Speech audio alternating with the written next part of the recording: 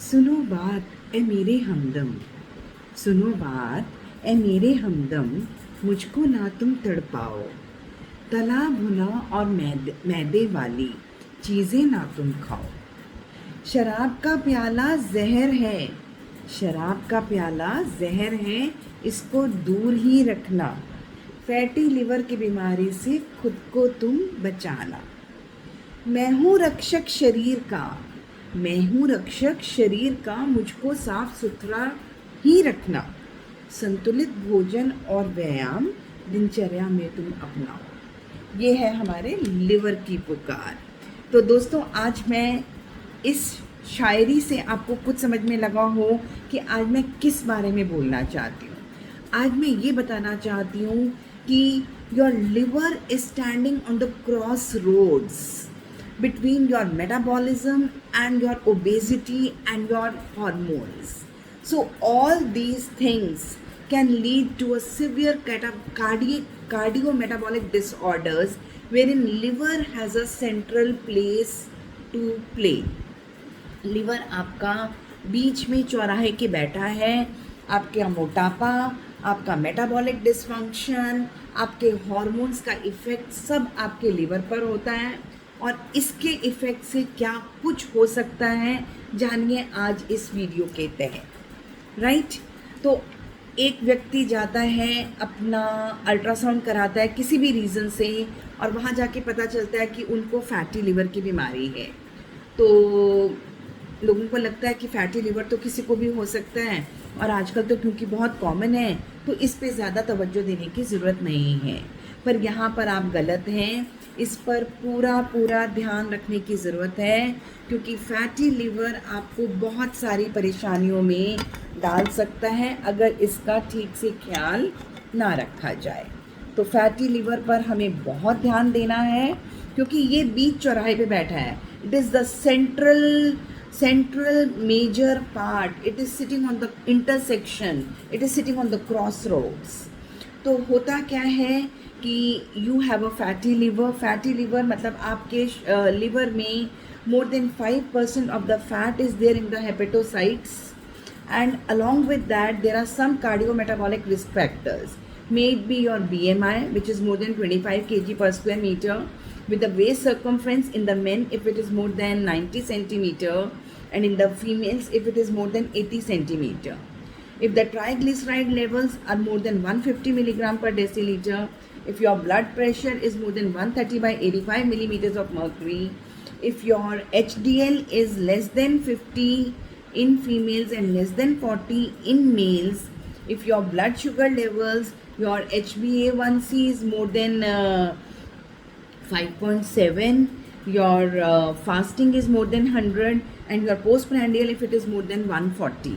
अगर ये सारी चीज़ों का समावेश है, इनमें से किसी एक या दो चीज़ का समावेश है, और उसके अलावा आपके लिवर के अंदर फैट जमा है in the form of triglycerides, जिसकी परसेंटेज 5 या 5 से ज़्यादा है, तो आपको बोला जाता है कि आप you are suffering from MASLD, that is a metabolic dysfunction associated steatotic liver disease, यानी कि फैटी लिवर जिसका कोई मेटाबॉलिक डिसऑर्डर के साथ लेन देन है। तो जब आप मैसल्ड आ जाता है, इसका एक स्पेक्ट्रम ही चलता है। मैसल्ड सबसे कॉमन है, सबसे सेफेस्ट तो नहीं कहूँगी, लेकिन सबसे पहली स्टेज बोलूँगी। इसके बाद जब आपके लिवर में इन्फ्लेमेशन होनी शुरू हो जाती है, सूजन होनी शुरू हो जाती है, तो आपका डेवलपमेंट होती है मैश की, जिसको कि बोला जाता है मेटाबॉलिक डिसफंक्शन एसोसिएटेड स्टीएटोहेपेटाइटिस। अब इसमें कुछ ऐसी चीज़ें हो जाती हैं जिसके चलते आपके लिवर में स्कारिंग शुरू हो जाती है, फाइब्रोसिस शुरू हो जाता है, कनेक्टिव टिश्यू जमा होना शुरू हो जाता है, जिसको कि हम बोलते हैं फाइब्रोसिस स्टेज, या फिर उसके बाद जब आपके लिवर में स्कारिंग हो जाती है तो उसको बोलते हैं सिरोसिस। अब ये सिरोसिस से आपको किसी भी तरीके के कैंसर्स हो सकते हैं, ना सिर्फ लिवर में कैंसर्स हो सकते हैं, आपके पैनक्रियाज में कैंसर हो सकते हैं, आपके पेट में, इंटेस्टाइन्स में कैंसर हो सकते हैं, लिवर में आपका हेपेटोसेलुलर कार्सिनोमा भी हो सकता है। तो ये एक स्पेक्ट्रम चलता है जो सिर्फ लिवर में नहीं चल रहा, आपकी बाकी सारी बॉडी ऑर्गन्स पर बहुत बैड इफ़ेक्ट डाल रहा है। तो अब ये क्या बैड इफेक्ट डाल रहा है और ये क्यों बैड इफेक्ट डाल रहा है? सबसे पहले जो है वो है obesity. Obesity is the central runner, it is the central driver. अगर आपका मोटापा है तो आपको मैसल्ड होने के चांसेस ज़्यादा हैं, और मोटापे के साथ साथ आपकी बॉडी में इंसुलिन रेजिस्टेंस डेवलप हो जाएगा जो आपको मैसल जैसी बीमारी से ग्रसित कर देगा. अब इससे क्या होगा कि इंसुलिन रेजिस्टेंस होने से आपके शरीर में और फैट जमा होना शुरू हो जाता है, आपके लिवर में और फैट जमा होना शुरू हो जाता है, और धीरे धीरे इसको कहते हैं, इसमें एडिपोसिटी डिसरेगुलेशन होनी शुरू हो जाती है, जिसके चलते आपकी विजरल एडिपोसिटी बढ़ जाती है, यानी कि आपके पेट के अंदर के ऑर्गन्स के अराउंड फैट डेवलप होना शुरू हो जाता है, जिसको बोलते हैं visceral adiposity, which is a big metabolic risk factor to cause so many metabolic dysfunctions and cardiovascular disorders as well.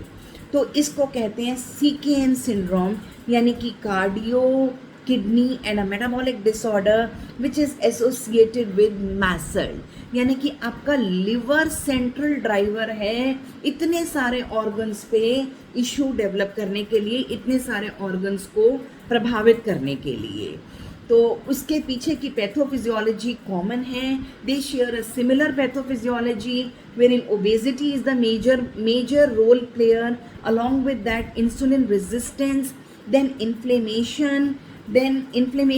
जब इतना ज़्यादा हेपेटिक इन्फ्लेमेशन होगा तो there is a release of pro inflammatory cytokines, जिसको कि हम बोलते हैं TNF अल्फा या फिर इंटरल्यूकिन 6 या इंटरल्यूकिन बीटा 1. ये सारे इन्फ्लेमेटरी मार्कर्स सिक्रीट होते हैं जो कि और ज़्यादा परेशानियों को बढ़ाते हैं. ये सारे इन्फ्लेमेटरी मार्कर्स सिक्रीट होंगे. इसके अलावा आपका गट डिसबायोसिस होगा, यानी कि आपके इंटेस्टाइन्स में अच्छे वाले बैक्टीरिया और बुरे वाले बैक्टीरिया का जो बैलेंस है वो बिगड़ जाता है. आपका जो लिपिड मेटाबॉलिज्म है उसका बैलेंस बिगड़ जाता है. आपके लिवर में जाके फैट जमा ज़्यादा हो रहा है क्योंकि आपका लिवर अपने आप में लाइपोजेनेसिस ज़्यादा कर रहा है, लाइपोलाइसिस ज़्यादा हो रही है, लिपिड ऑक्सीडेशन कम हो रही है, इंसुलिन रेजिस्टेंस ज़्यादा हो रहा है. तो इन सब चीज़ों के चलते आपके लिवर में फ़ैट की डिपोजिशन ज़्यादा बढ़ रही है. कुछ जेनेटिक्स का भी रोल प्ले होता है. जो आज से पहले कहा जाता था कि यंगस्टर्स में मैसल की बीमारी होती है, आज वो बहुत नीचे 2 डिकेड्स नीचे जा चुकी है. It is been seen that MASLD is seen in the younger children and young adolescents. 10, 11, 12 साल के बच्चों में भी मैसल पाया जा रहा है. ये वो बच्चे हैं जिनमें फैमिली हिस्ट्री है या ओबेसिटी है, यानी कि मोटापा है उन बच्चों में. और मोटापा भी देखा जाए तो यंगस्टर्स में, यंग बच्चों में देखा जा रहा है, जो कि इन सारी बीमारियों को कॉज करने में रहता है. तो इसका प्रेवलेंस बहुत बढ़ गया है. 40% लोगों में मैसल पाया जा रहा है, और जिसमें से कि 50% जो चेंजेस आए हैं, ज़्यादा जो बढ़ा है, वो पिछले 2 या 3 डिकेड्स में ज़्यादा आए हैं. अब इसका क्या रोल है विमेन की लाइफ में? आप सब जानते हैं कि औरत की ज़िंदगी में 3 ऐसे पड़ाव होते हैं जो उसके मैसल के रिस्क को बहुत ज़्यादा प्रभावित करते हैं.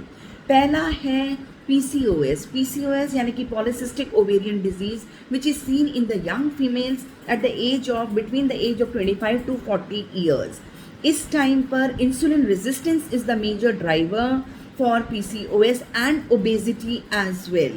So when obesity and insulin resistance, the major root causes, they coexist, they can cause PCOS in a women, in a young women, which will lead to all the hormonal discordance and leading to MASLD and thereby leading to cardiovascular disorders. तो अब आप ये देखें कि PCOS एक young female में पाया जा सकता है, और उसके अलावा प्रेगनेंसी एक बहुत इम्पॉर्टेंट कॉज है. आजकल देखा जा रहा है कि 3 गुना ज़्यादा प्रेग्नेंट फीमेल्स में मैसल पाया जाता है. और ये देखा जाता है कि जिन औरतों में प्रेगनेंसी के दौरान मैसल होता है, उन औरतों में GDM के चांसेस ज़्यादा बढ़ जाते हैं, यानी कि gestational diabetes mellitus, and later on in the age they may also develop diabetes. But यहाँ पर कहानी रुकी नहीं है. The story doesn't stop over here. The children, the offspring which are born to these ladies are also at a higher risk of developing diabetes in the later stage, or maybe higher BMI in a very very young age, which may leads to massive diabetes and other cardiometabolic risk factors. And उसके अलावा in females में जेस्टेशनली hypertension बढ़ सकता है, जिसको कि हम बोलते हैं प्री एक्लेम्प्टिक स्टेज आ सकती है, जिससे कि बच्चे पर फिर दुष्प्रभाव पड़ सकता है. The child may be there may be a pre term labour, pre term birth of the child. तो ये सारे दुष्प्रभाव आ सकते हैं. इसी के कारण कहा जाता है कि before the pregnancy there should be a counselling, and a mother who wants to become pregnant should lose her weight, so that during the pregnancy and before the pregnancy अपने वेट को नियंत्रण में रखा जाए. अगर आपका वेट नियंत्रण में है तो आगे जाके आपको और बच्चे पर दुष्प्रभाव होने के चांसेस बहुत कम हो जाते हैं. Another important factor which can help you is lactation. If a mother feeds the child more than 6 months, it has a very good beneficial effect for the child as well as for the mother. बच्चों को अगर 6 महीने से ज़्यादा breast feed किया जाता है तो मेटाबॉलिक डिसफंक्शंस होने की चांसेस कम हो जाते हैं, and the metabolic profile remains safe, the severity is decreased. लेकिन मदर को भी बहुत फ़र्क पड़ता है. If a mother is breastfeeding there will be more energy expenditure, she will be able to lose weight as well as the utilisation of the lipid and glucose is increase, जिसके कारण कि उनको भी cardiovascular and metabolic disorder से निजात पाया जा सकता है. तो young mothers who are pregnant and who are obese and they have the chance, they are suffering from MASLD, they should mind it that they should breastfeed their child for at least 1 year, which has a very very good beneficial effect for the mother as well as for the child. Then the third stage in a lady's life is menopause. menopause के दौरान आपके hormones में बहुत ज़बरदस्त discordance आती है. estrogen hormone which is considered to be the protector of a woman, because देखा जाता है कि young age में males are more prone to get MASLD and the other kind of cardiometabolic risk factors arising from MASLD. But as the age grows, when the estrogen levels are decreased, a female becomes, by the age of 50, the risk for these diseases is comparable between both the sexes. But post-menopausal age, by the age of 60, females outnumber the males in getting these kind of diseases. तो क्योंकि estrogen का जो protective effect है that is been lost. So estrogen what does it do? It helps in increasing the insulin sensitivity, it reduces the fat deposition in the liver, it reduces the increased lipogenesis and gluconeogenesis by the liver, it increases the beta oxidation, it reduces the lipolysis, it increases the adiponectin level and decreases the leptin levels, it increases the insulin sensitivity. So these are very very good effects. And there is one very important factor, that the fat distribution in the menopausal women from subcutaneous fat, which is metabolically protective, changes to the visceral adiposity. तो आपके visceral adiposity ज़्यादा बढ़ जाती है once you reach the menopausal age as compared to the gluteofemoral adiposity, which is metabolically protective.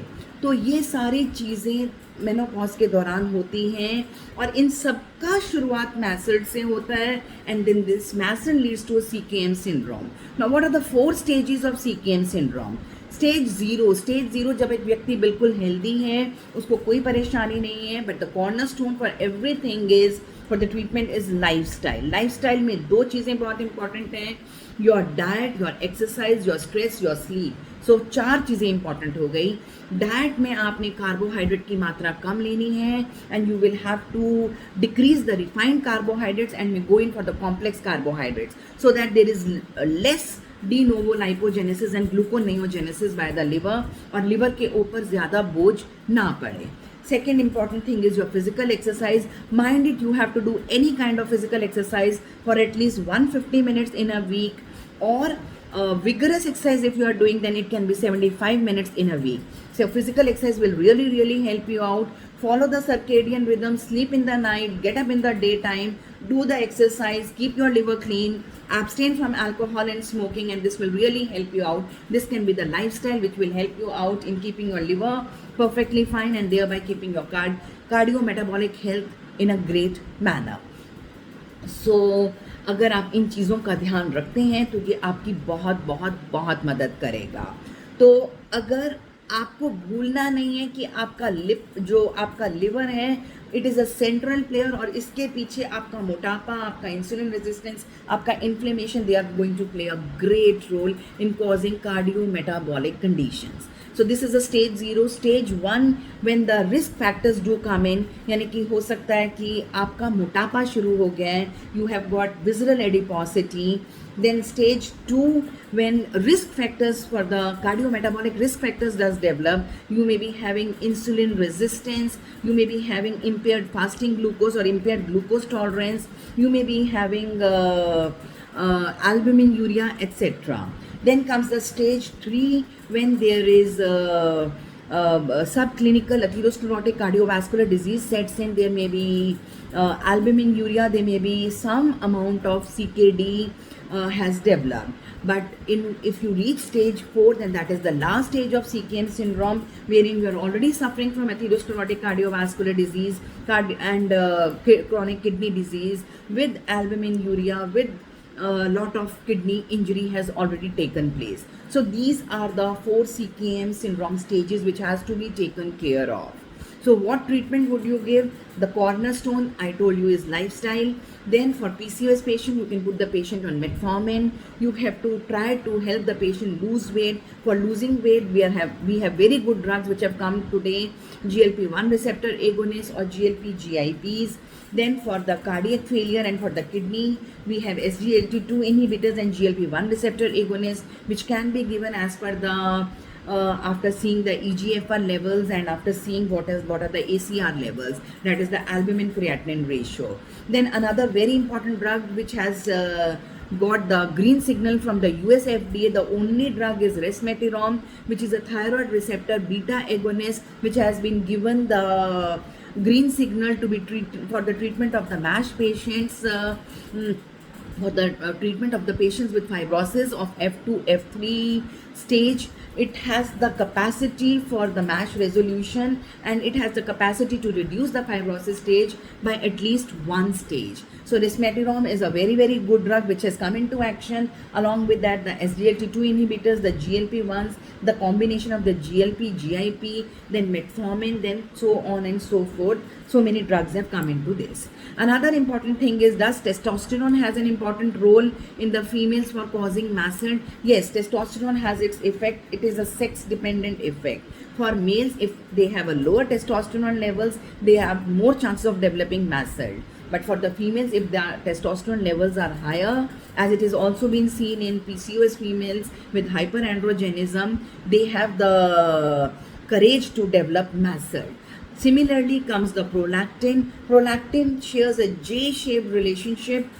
Neither low levels of prolactin are good, nor higher levels of prolactin in the forms of prolactinoma are good.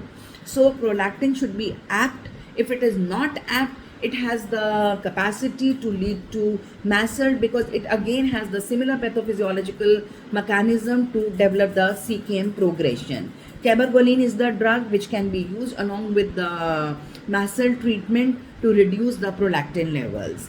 So this is all what I wanted to tell you, that the liver stands in the चौराहे पर बैठा है आपका liver, इसको जरा संभाल कर रखिए, because they share the same pathophysiology and which has to be taken care of to reduce the cardiometabolic risk factors and to reduce the mortalities and the morbidities associated with them. Thank you so much.